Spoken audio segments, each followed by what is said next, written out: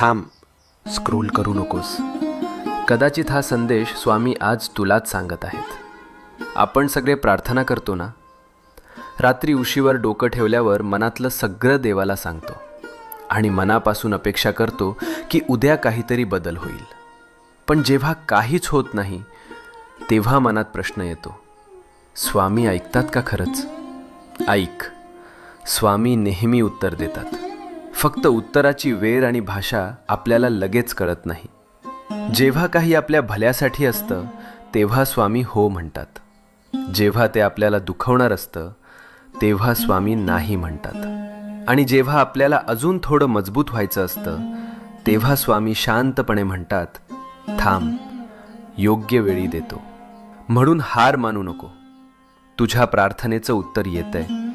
फक्त थोडा विश्वास, थोडा धीर, मनात शांत